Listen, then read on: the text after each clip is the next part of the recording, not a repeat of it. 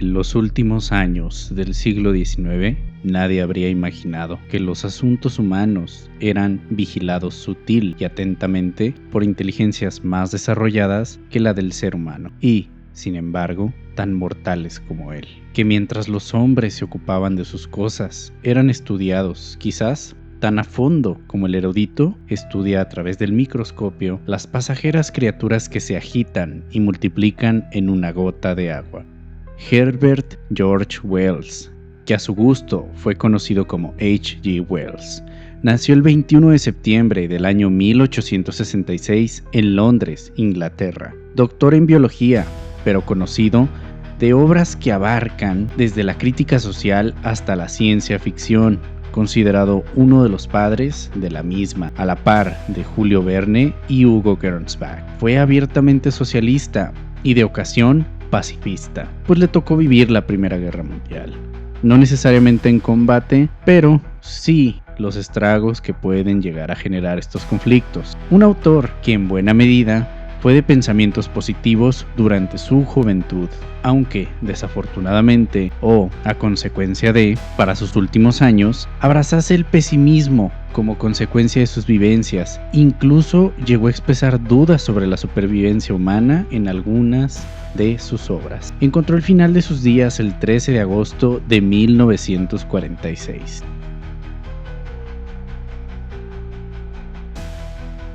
Esta obra hizo eco en la sociedad desde que vio la luz. Trajo consigo paradigmas nunca antes considerados e inclusive llevó a la histeria colectiva en algunos lugares. Veremos 3 impactos que la obra generó en la sociedad de aquel entonces y ha generado en la cultura global hasta nuestros días. Todo aquí de lo tratado tiene su fondo de verdad. Sin embargo, siempre estemos abiertos a las consideraciones propias y revisemos y cotejemos toda información. Número 1. El 30 de octubre de 1938 fue narrada como episodio especial de Halloween por el actor y director de cine Orson Welles la obra La Guerra de los Mundos. El programa se narró de tal forma que bastó 1 hora para que la histeria se apoderase de las calles de Nueva York y New Jersey en aquel entonces. Se cree que entre 1,7 y 1,2 de estadounidenses fueron afectados por la transmisión. ¿A qué grado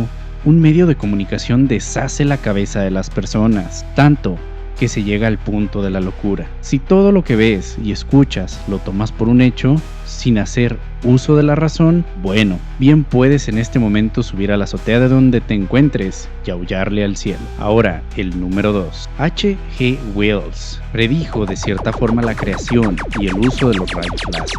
Durante el gobierno de Donald Reagan, el expresidente de Estados Unidos, tuvo lugar el plan de guerra conocido por nombre clave como Guerra de las Galaxias, que como objetivo tenía derribar misiles nucleares en el espacio. A ver, no establecemos que fue el autor quien inspiró a científicos u cineastas tales como George Lucas en el concepto de los rayos láseres. Sin embargo, y sin duda, esta obra escrita hace poco más de 150 años trajo al inconsciente colectivo el ¿qué tal si?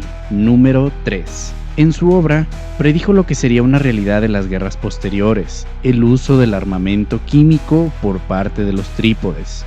Entendamos que la obra no fue publicada en su totalidad sino hasta el año 1898. Entonces, tomando en consideración este hecho, no fue sino hasta la Primera Guerra Mundial que se hizo uso de tales gases, como el que conocemos como gas mostaza o gas cloro, que asolaron a los soldados en la también conocida como la Guerra de las Trincheras.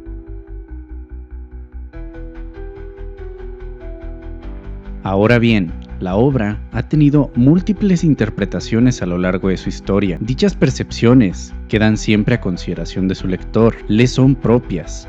Pero, ¿de qué trata la obra? La obra narra el escenario donde una especie extraterrestre invade una localidad de Inglaterra y donde el protagonista experimenta los horrores que se viven en la guerra a la par de que es testigo de la otra cara de la naturaleza humana. La obra es sencillamente magnífica. No es el texto donde puedes encontrar palabras rimbombantes, sino a forma de una bitácora te transporta a la realidad del protagonista. Entonces, extraeremos 3 segmentos de este clásico de la ciencia ficción para su entretenimiento. Lo cito: número 1. La muchedumbre se apartó un poco, y entonces también yo me abrí paso a codazos. Todos los presentes parecían muy excitados, y oí un zumbido procedente del hoyo.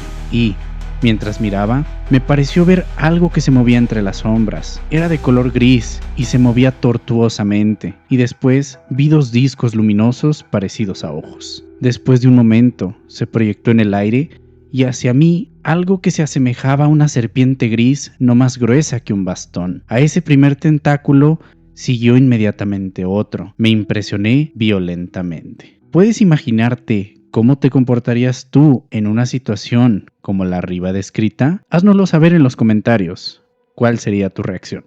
Por lo regular, a los seres humanos nos gusta asumir que tendremos un total dominio en cualquier situación que se nos presente, una labor continua de autoconvencimiento, una catarsis nerviosa. La realidad, desafortunadamente, es que solo un grupo selecto y ampliamente formado para situaciones de tensión sería capaz de manejar una situación a como el grueso de nuestra especie nos gustaría considerar.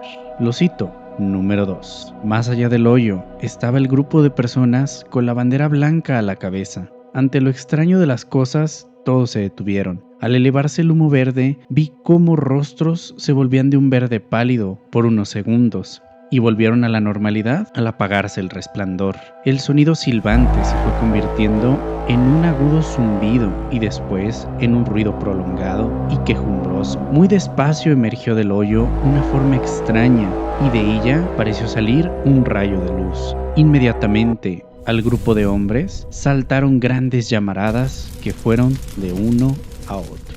Todos, sin lugar a dudas, hemos experimentado alguna vez miedo, en menor o mayor grado, pero lo hemos vivido. ¿Cuántos realmente han conocido lo que es el verdadero terror? Aquel que puede llegar en un instante, pero permanece por tiempo indefinido, sometiendo a toda la resistencia que puedas mostrar y dejándote atónito ante tu encuentro con la vulnerabilidad. Por último, abordaremos una conversación dentro de la historia entre un cura y nuestro personaje principal. Lo cito. Número 3. Han cambiado un poco las cosas, le dije en tono sereno. Perder la cabeza es lo último que debemos hacer. Todavía hay esperanzas. El cura replicó. ¿Esperanzas? Entonces yo le dije, sí, y muchas. A pesar de toda esta catástrofe, al principio me escuchó, mas a medida que yo continuaba y sus ojos volvieron a tornarse opacos y apartó la vista. Comencé a explicarle mi punto de vista respecto a nuestra situación. Él respondía, este es el principio del fin, dijo interrumpiéndome, el día terrible del Señor.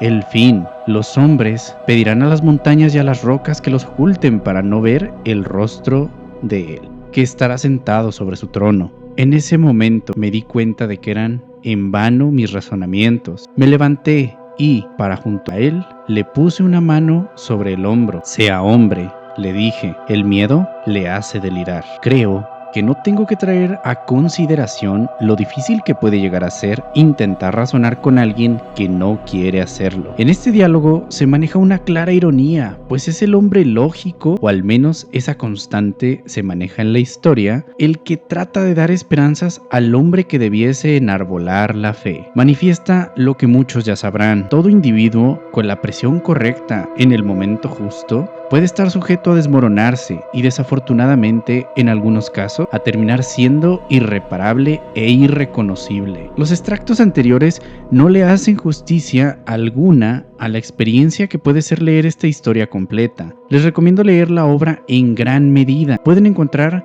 seguro los programas de radio, televisión e incluso películas que se inspiraron en este clásico literario. Sin embargo, no son equiparables, algunos son buenos, cabe resaltar, pero es en el texto donde el autor nos puede atrapar. Espero haya sido de tu agrado esta edición especial. Si llegaste hasta esta parte, es agradecido ampliamente por tu servidor. Si te gustó el video, no olvides darle like y compártelo con tus conocidos para que más gente pueda conocer los detalles aquí tratados sobre esta magnífica obra. Acompáñanos en futuras emisiones a conocer más libros, entre otras cosas. Hasta luego.